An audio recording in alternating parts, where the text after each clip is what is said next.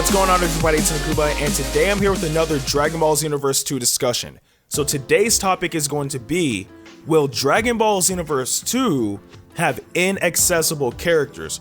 Now, one thing that seriously bothered me in Xenoverse 1 was the fact that we had two characters that were completely inaccessible. The first one being First Form Cell.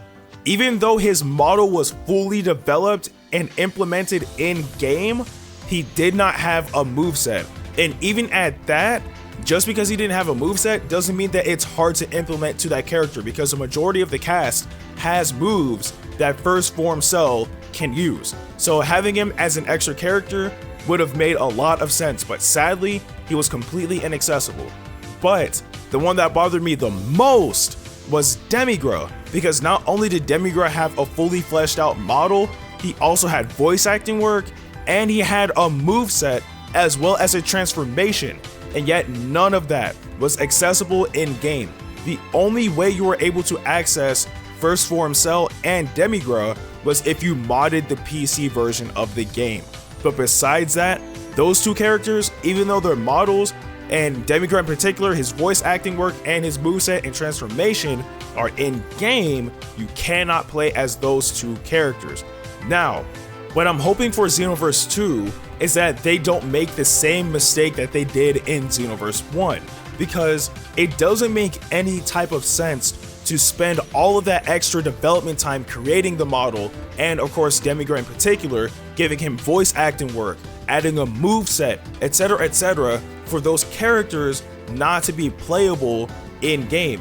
Now granted, with Demigra I kind of understand, just because he was actually important to the storyline of Dragon Ball Xenoverse, but again, at the same time, there was no point in giving him all of that extra time and effort, like giving him a moveset, voice acting work, and then after the story mode is done, he's not playable in game.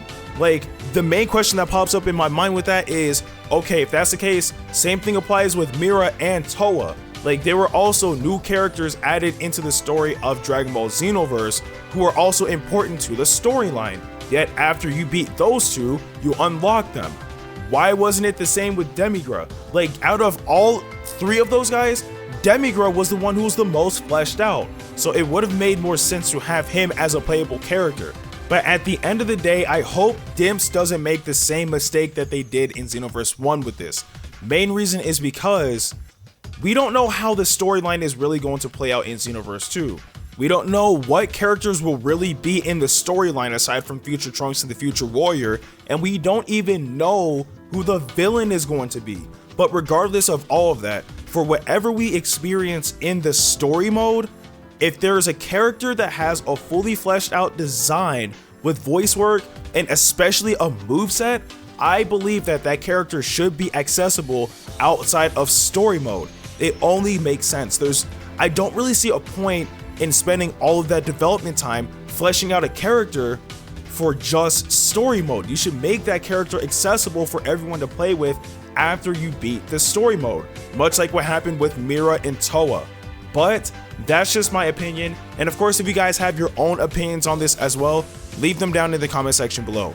But nonetheless, that's the end of this video. I really hope you guys enjoyed it. Of course, if you did, please like the video, share it with your friends, and subscribe to my channel.